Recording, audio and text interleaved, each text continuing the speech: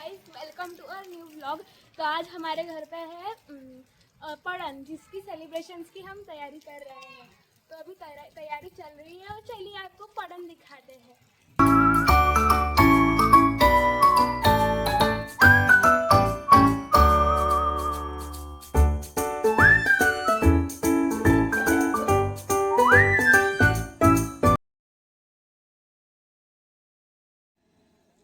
शेतामध्ये जेवणाचा कार्यक्रम केलेला आहे।